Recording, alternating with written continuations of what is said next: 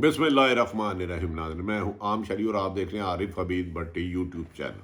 अगर मुनासिब समझे तो सब्सक्राइब करें।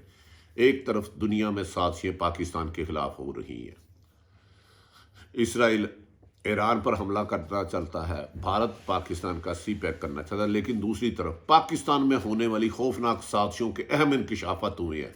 इमरान खान की हुकूमत को गिराने के लिए कौन कौन सी साजिशें सरगर्म हैं, कौन कौन सी शख्सियात सरगर्म हैं।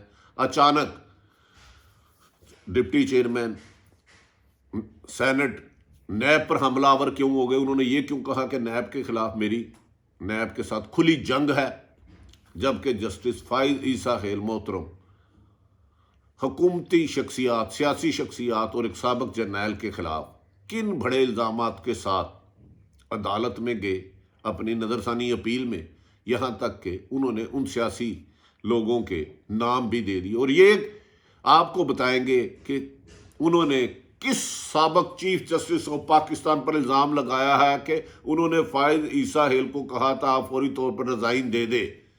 क्या आने वाले वक्त में इस मुल्क को तसादम की तरफ ले जाकर बड़ा नुकसान किया जाएगा? क्या मुल्क की सलामती के लिए कोई बड़ी ख़तरनाक खेल खेले जा रहे हैं, या आइन और कानून के मुताबिक जो तहरीक है अपोजिशन की वो कानूनी हक है, लेकिन क्या कानूनी तहरीक में गैर आइनी मुतालबा किया जा रहा है? और कहा जा रहा है कि अब आजकल मोहतरम वज़ीर आज़म इमरान खान साहब को की याद सताने लगी है, और कुछ लोगों ने उन्हें कहा इन क्राइसिस से अगर आपको कोई बचा सकता है तो जहांगीर तरीन बचा सकता है। क्या आने वाले दिनों में इमरान खान जहांगीर तरीन के साथ मिलकर कोई बेहतर हुकूमत अमली बनाएंगे, या जनवरी, दिसंबर और जनवरी मुल्क के लिए अहम होगा? ये फैसला नाज़रीन आपके साथ डिटेल गुफ्तगू में करेंगे। इमरान खान की हुकूमत को घर भेजने के लिए एक PDM की जो एहतजाज है, गैर आइनी तरीके से नवाज इमरान खान को घर पहुंचने की साजिश किस तरह तैयार की गई और किस किस अदारों को इस्तेमाल किया जा रहा है? क्या मौजूदा सूरत हाल में मुल्क इन हालात का मुकम्मल हो सकता है? क्या हम जलाओ, टकराव और घेराव की वजह से मुल्क को वक़ार, इज़्ज़त और उसकी सलामती को दाव पर तो नहीं लगा रहे? इमरान खान इन सब हालात के बावजूद अपोजिशन से किसी किस्म की बात ना करने पर क्यों बज़िद है? और इमरान खान का यही कहना है कि NRO नहीं दूंगा, चाहे हुकूमत कल जाती है आज चले जाए। क्या इन मौक़ों पर मुल्क के सलामती अदारे और दीगर अदारे गैर जानबदारी से काम कर रहे हैं या बाइस्ड है? हाँ नाज़रीन, एक अहम तरीन स्टोरी की तरफ आपकी तरफ आते हैं। किसी भी मुल्क में इंसाफ की फरहमी का आखिरी फोरम सिर्फ सुप्रीम कोर्ट होता है, उसके बाद कोई अदालत नहीं बचती। पिछले दिनों में PDM की लीडरशिप खसूसन मुस्लिम लीग नून ने अदलिया और दीगर अदारों पर कातलाना हमले किए, सख्त हमले किए, वार किए, उन पर जहर उगला, उनके खिलाफ नफरत पैदा की, लोगों को उकसाया गया। बहरहाल अब यहाँ ये हुआ कि एक सदारती रेफरेंस गैर कानूनी असासों पर जस्टिस मोहतरम फाइज ईसा साहब के बारे में दायर किया गया, जिसकी हेयरिंग होती रही। अब बात यहाँ तक आ पहुँची कि मोहतरम जस्टिस फाइज ईसा साहब ने सुप्रीम कोर्ट के फैसले पर नज़रसानी की अपील अज़ाही दरख्वास्त के साथ दाखिल कर दिया और कहा है कि सुप्रीम कोर्ट जुडिशल कौंसिल के तासुब से मुतल्लिक मेरी दरख्वास्त पर समाअत नहीं की। उन्होंने कहा जो सुप्रीम जुडिशल कौंसिल तासुब से मुतल्लिक मेरी दरख्वास्त पर समाअत नहीं की। जस्टिस फाइज ईसा ने अपनी नज़रसानी दरख्वास्त में सता की है कि इसकी समाअत बराह रास्त TV पर नशर की जाए। हम बताएंगे कि यकीनन सहाफ़ियों के साथ जुल्म होने वाले वाक़यात पर तो कोई एक्शन नहीं लेता, लेकिन ये मोहतरम ऑनरेबल सुप्रीम कोर्ट के जज है, एक अच्छा नाम है इनका, और यकीनन हमें यकीन है कि इनके साथ नाइंसाफ़ी नहीं होगी। दरख्वास्त में उन्होंने ये भी कहा कि सरकारी ओहदेदार मेरे और मेरे अहले खाना के खिलाफ प्रोपोगंडा मुहिम कर रहे हैं اور ایف پی آر مجھے تنگ کر رہی ہے، میری اہلیہ کے سانسوں پر پریشرائز کر رہی ہے۔ ایک طرف اسٹیبلشمنٹ عملہ، دوسری طرف سپریم کورٹ کے جج صفوت عدالت میں جسٹس نے سپریم کورٹ سے درخواست کی ہے کہ ان کے بینچ میں محترم جسٹس مقبول باقر، منصور علی شاہ اور جسٹس یحییٰ فریدی کو شامل کیا جائے، میری درخواست کو قابل سماعت قرار دیا جائے۔ ناظرین، ہم نے اس سے پہلے اس طرح کی درخواستیں عموماً نہیں دیکھی۔ انہوں نے اپنے موقف اپنایا کہ 19 جون 2020 میں فیصلے کے پیراگراف 2 تا 11 پر نظر ثانی کر کے ان کو واپس لیا جائے۔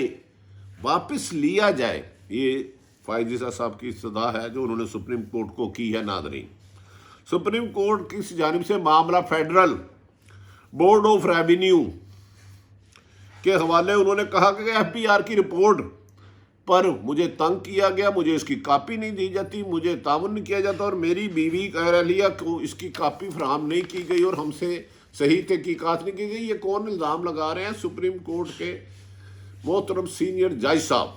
تو اس ملک میں عام شہری کے ساتھ کیا ہوگا، یہ کہانی پھر صحیح۔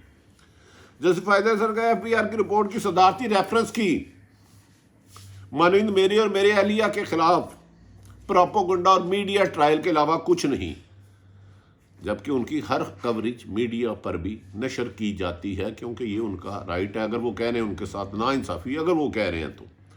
ناظرین، انہوں نے کہا کہ فیض آباد کیس کے بعد ایم کیو ایم اور پی ٹی آئی درخواستوں میں مجھے عہدے سے ہٹانے کا مطالبہ کیا گیا، اور تو اور ناظرین، انہوں نے سابق chief justice of Pakistan Asif Saeed Khosa پر مبینہ طور پر یہ بھی کہا کہ لان میں ٹہلتے ہوئے انہوں نے مجھے ریزائن دینے کا کہا۔ اس وقت کے chief justice supreme court Asif Saeed Khosa صاحب نے فائز عیسیٰ کے مطابق ان کو ٹہلتے ہوئے ریزائن دینے کا کہا۔ ناظرین، اس قسم کے معاملات کبھی میڈیا میں نہیں آتے، کیونکہ انہوں نے ہمیں انصاف دینا ہے۔ اس پر انہوں نے اور سنگین الزامات بھی لگائے محترم فائز عیسیٰ صاحب نے۔ انہوں نے کہا بیرون ملک ادارے، انہوں نے موقع اپنایا کہ وزیر اعظم عمران خان کے حکومتی کئی عہدیدار، انہوں نے عمران خان صاحب محترم کے قریبی عہدیدار پر لگایا کہ ان کے غیر قانونی بیرون ملک اربوں روپے کی جائیداد ہے، بے پناہ جائیداد ہے، جس کے انہوں نے نام بھی لکھ ڈالے، اور ایک سابق جنرل جو موجودہ سی پیک ہے ان کا بھی نام انہوں نے اس میں لکھ ڈالا۔ انہوں نے کہا ان لوگوں نے اپنے اثاثے ظاہر نہیں کیے جن پہ فائز عیسیٰ صاحب نے درخواست میں استدعا کی، ان میں زلفی بخاری، ڈونلڈ ٹرمپ کے قریبی دوست بھی ان کے داماد کے بتائے جاتے ہیں، اور ان پر اور بھی کئی ایلیگیشن ہیں، لیکن یہ فائز عیسیٰ صاحب کی بات کر رہا ہوں۔ انہوں نے زلفی بخاری، محمد ندیم بابر اور شہباز گل کا بھی نام لیا۔ شہباز گل جو غالباً شاید اطلاعات کے مطابق کوئی دوسرے ملک کے نیشنل ہیں۔ انہوں نے اس موقع پر اور تو اور سی پیک کے سربراہ محترم ریٹائرڈ لیفٹیننٹ جنرل آصف سلیم باجوہ، مرزا شہزاد اکبر اور عثمان ڈار پر بھی بیرون ملک غیر قانونی پراپرٹیاں لینے یا اس قسم کے سنگین الزامات لگائے۔ فائز عیسیٰ کی درخواست میں کہا گیا کہ لندن میں ان سب لوگوں کی پراپرٹی کی تفصیلات بھی دی گئی جن کے میں نے نام آپ کے آگے گوش گزار کیے ہیں۔ ناظرین، یاد رہے کہ عدالت عظمیٰ کے 10 رکنی بینچ میں انہیں 7 اراکین نے مختلف حکم نامے میں پیراگراف 3 سے 11 تک کے ذریعے سپریم جوڈیشل کونسل کے سامنے دائر ریفرنس کو کالعدم قرار دیا تھا، تاہم اس کے ساتھ ان کے دیگر لوگ بھی شامل ہیں جو اس پٹیشنر ہیں۔ کیا یہ صورتحال کیوں پیدا ہوئی، کیسے ہوئی؟ انہوں نے کہا کہ میری اہلیہ محترمہ فائز عیسیٰ سرینا عیسیٰ کو بھی تنگ کیا جا رہا ہے۔ ناظرین، اس کے علاوہ حیرت ہوگی آپ کو، آج سینٹ کے ڈپٹی چیئرمین سلیم مانڈری والا بھی میدان میں آ گئے۔ انہوں نے کہا اب میری نیب کے ساتھ نہیں، پورے پاکستان کی نیب کے ساتھ جنگ ہے، جو نیب کرپشن کے خلاف کیسوں کی تحقیقات کرتا ہے، جو نیب کیسوں کے خلاف کرپشن کی تحقیقات کرتا ہے۔ انہوں نے کہا میری نہیں، میری کھلی جنگ ہے۔ اس سلسلے میں انہوں نے کچھ لوگوں کے ہمراہ پریس کانفرنس بھی کر ڈالی۔ انہوں نے کہا کہ نیب کے لوگوں کو میں دیکھتا ہوں وہ چیئرمین سینٹ میں کیسے پیش نہیں ہوتے، ان کی ڈگریاں بھی چیک کرائیں گے، ان کو اثاثے بھی بتانے ہوں گے۔ اگر ایک ملک کا سب سے انڈیپینڈنٹ ادارہ نیب اگر اس کو اس طرح پریشرائز کیا جا رہا ہے، قومی اسمبلی اور سینٹ میں بلا کر ان کی تحقیقات کی جا رہی ہے، تو کیا وہ انڈیپینڈنٹ احتساب کر رہے پائیں گے کہ نہیں؟ آج چیئرمین سلیم مانڈی والے کو کہا نیب والے ہوتے کون ہیں جو میرے پاس پیش نہ ہو؟ اب میری نہیں، پورے پاکستان کی جنگ ہے، یعنی کہ انہوں نے بھی سرکاری اداروں سے جنگ۔ یہ الگ بات ہے کہ میری بھی اپنی اطلاعات کے مطابق نیب بات غیر کراس دی بورڈ احتساب نہیں کرا جو ان کو کرنا چاہیے ان ایوری کنڈیشن، مگر وہ نہیں کر پا رہے۔ انہوں نے کہا سینٹ میں نیب کے سامنے پیش ہوگا، اس قسم کے نیب کا احتساب کرے، سینٹ کرے گا۔ اب تو پھر بھائی نیب کا دائرہ بند کر دو، پہلے سینٹ اس کا احتساب کر لے نیب کا، اگر وہ شفاف لوگ ہوں تو ان کو باہر بھیج دیا جائے، ان کو انویسٹیگیشن کے لیے بھیج دیا جائے۔ ناظرین، یہ صورتحال سنگینی کی طرف جا رہی ہے، عدلیہ پر ٹکراؤ، اسٹیبلشمنٹ ٹکراؤ، نیب پہ ٹکراؤ۔ دوسری طرف اہم ترین خبر، وزیر اعظم عمران خان کے خلاف سازشیں تیار کر لی گئی ہیں۔ یہ سارا دباؤ وزیر اعظم پی ڈی ایم کی طرح، پی ڈی ایم نے رقم کی بڑی تقسیم شروع کر دی ہے اور آخری ایک فیصلہ کیا ہے جس میں مریم نواز شریف اور وہ لانگ مارچ کر کے لاکھوں لوگ لے کے اسلام آباد جائیں گے اور پنڈی میں جا کر دھرنا دیں گے اور وہاں جلاؤ گھراؤ کریں گے۔ یہ اطلاعات اخباری خبروں کے مطابق ہے۔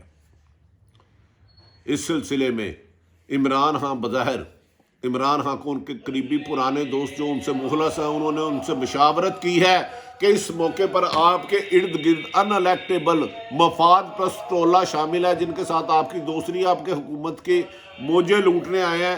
آپ کو جہانگیر ترین کو ساتھ ملانا ہوگا، جہانگیر ترین کو ساتھ ملانا ہوگا، ورنہ یہ کرائسس آپ کے لیے مشکلات پیدا کر سکتا ہے۔ عمران خان کو دباؤ میں ڈالنے کے لیے مختلف ان کے لوگوں سے بھی رابطہ کیا جا رہا ہے۔ آصف علی زرداری ایک برج کا رول ادا کرنے کی کوشش کر رہے ہیں، لیکن عمران کہا یہ جا رہا ہے کہ اہم لوگوں نے ایم کیو ایم اور کاف لیگ سے رابطے کر کے نون لیگ کے ساتھ سیٹلمنٹ کرانے کی کوشش کر رہے ہیں۔ یہ لوگ کون ہیں، ان کے اہم نام ہیں اور ان کو کیا کیا لالچیں دی گئی ہیں، آنے والے دنوں میں تمام حقائق آپ تک لائیں گے۔ ناظرین، کیا عمران خان جہانگیر ترین کا ساتھ لے کر ان کی یاد ستانے لگے، ان کو اس کرائسس سے نکالیں گے؟ کیا موجودہ پی ڈی ایم آخری انتہا تک جائے گی؟